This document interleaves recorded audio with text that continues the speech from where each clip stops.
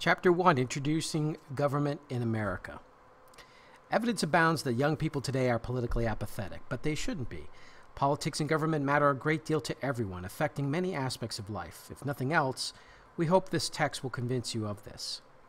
Government consists of those institutions that make authoritative public policies for society as a whole. In the United States, 4 key institutions make policy at the national level: Congress, the presidency, the courts, and the bureaucracy. Politics is, very simply, who gets what, when, and how. People engage in politics for a variety of reasons, and all their activities in politics are collectively called political participation. The result of government and politics is public policy. Public policy includes all of the decisions and non-decisions made by government. The first question central to governing is, how should we govern? Americans are fond of calling their government democratic. Democratic government includes, above all else, a commitment to majority rule and minority rights. This text will help you compare the way American government works with the standards of democracy and will continually address questions about who holds power and who influences the policies adopted by government. The second fundamental question regarding governing is, what should government do? One of the most important issues about government in America has to do with its scope. Conservatives often talk about the evils of intrusive government. Liberals see the national government as rather modest in comparison both to what it could do and to the functions government perform in other democratic nations. Politics and government matter. That is the single most important message of this book. Consider, for example, the following list of ways that government and politics may have already impacted your life. Any public school you attended were prohibited by federal government from discriminating against females and minorities and for holding prayer sessions led by school officials. Municipal school boards regulated your education, and the state certified and paid your teachers. Another, the ages at which you could get your driver's license, drink alcohol, and vote were all determined by state and federal governments.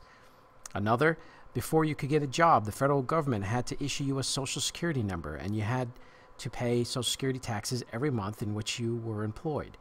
If you worked at a relatively low-paying job, your starting wages were determined by state and federal minimum wage laws. As a law student, you may be drawing in the future student loans financed by government. Governments even dictate certain school holidays. Federal policy makes it possible for you to drive long distance and relatively cheaply. This is because taxes on gasoline are relatively low compared to other advanced industrialized nations. And if you ever rent an apartment, federal law prohibits landlords from discriminating against you because of your race or religion. Yet for many Americans, especially young people, are apathetic about politics and government.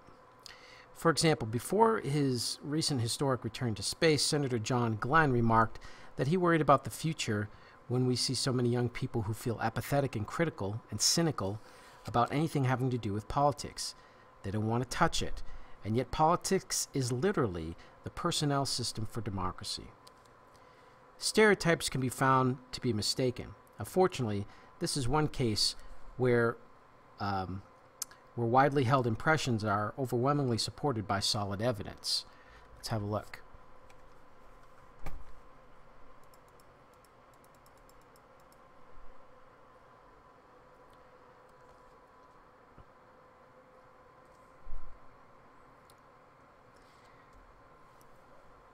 It is important to note that this is not to say that young people are inactive in American society. Nearly 3 of 4 college freshmen surveyed reportedly volunteering for community group during their senior year in high school. It is only when it comes to politics that young people seem to express indifference about getting involved. Whether because they feel they can't make a difference, the political system is corrupt, or they just don't care, young Americans are clearly apathetic about public affairs. And while political apathy isn't restricted to young people, a tremendous gap has opened up between the young, as defined those under 25, and the elderly, as those defined over 65. Let's have a look.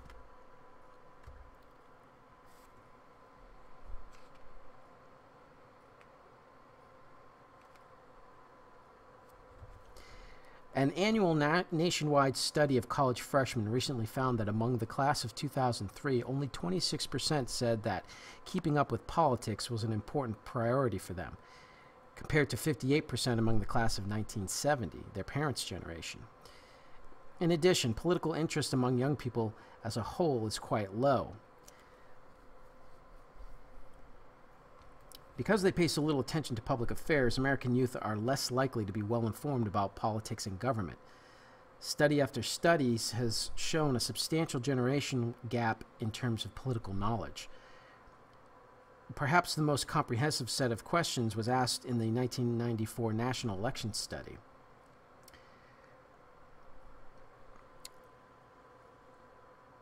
Regardless of whether the questions concerning identifying current leaders, basic civics, or current events, the result was the same. Young people were clearly less knowledgeable than the elderly.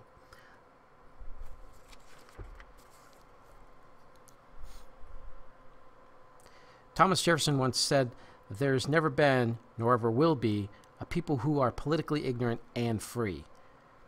If this is indeed the case, write Stephen Bennett and Eric Rademacher, then we can, quote, we can legitimately wonder what the future holds if young people remain as uninformed as they are about government and public affairs, end quote.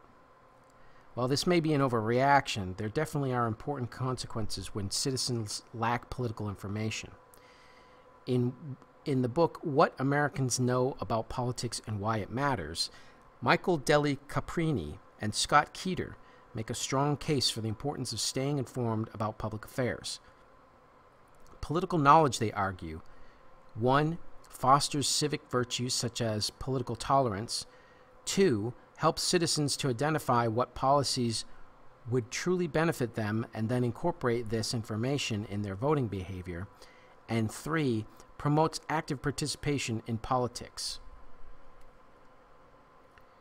If you've been reading about the debate on the healthcare reform, for example, you'll be able to understand proposed legislation on managed care and patients' rights. This knowledge will help you identify and vote for candidates with views that agree with yours. Lacking such information about political issues, however, few young Americans are heading to the polls compared to previous generations. This development has pulled the nationwide turnout rate down substantially in recent years. Young people have always had the lowest turnout rates, perhaps the reason why there is relatively little opposition in 1971 to lowering the voting age to 18. But even the most pessimistic analysts could not foresee the record low participation rates of young people in the recent years.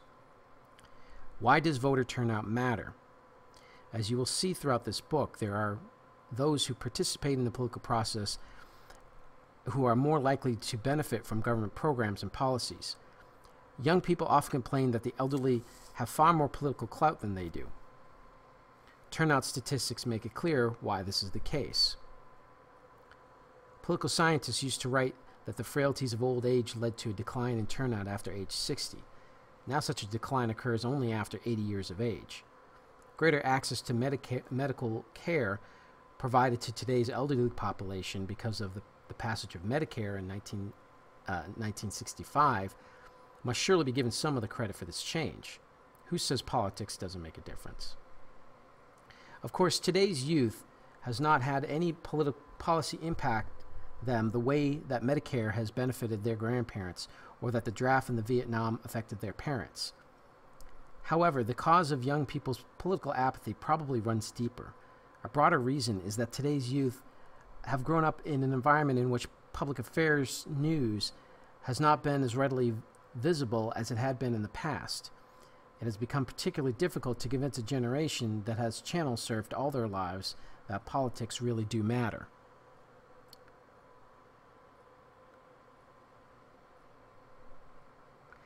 Major political events were once shared national experiences. However, the current generation of young people has been the first to grow up in a media environment in which there are few such shared experiences. When CBS, NBC, and ABC dominated the airwaves, their blanket coverages of presidential speeches, political conventions, and presidential debates sometimes left little else to watch on TV. As channels have proliferated over the last 2 decades, though, it has become much easier to avoid exposure to politics altogether by simply grabbing the remote control or jumping on the internet. Whereas President Nixon got an average rating of 50 for his televised address to the nation, meaning that half the population was watching, President Clinton averaged only about 30 in his first term. Political conventions, which once received more TV coverage than the Summer Olympics, have been relegated to an hour per night and draw abysmal ratings. The 2000 presidential debates drew a respectable average rating of 28, but this was only half the typical level of viewers drawn by debates held between 1960 and 1980. In sum, young people have never known a time when most citizens paid attention to major political events. As a result, most of them have yet to get into the habit of following and participating in politics. The revolutionary expansion of channels and websites presents both opportunities and challenges for political involvement in the future, especially for today's youth. Some optimistic observers see these developments as offering, quote, the prospect of a revitalized democracy characterized by a more active and informed citizenry, end quote. Political junkies will certainly find more political information available than ever before, and electronic communications will make it easier for people to express their political views in various forums and directly to public officials. However, with so many websites for so many specific interests, it will be extraordinarily easy to avoid the subject of public affairs.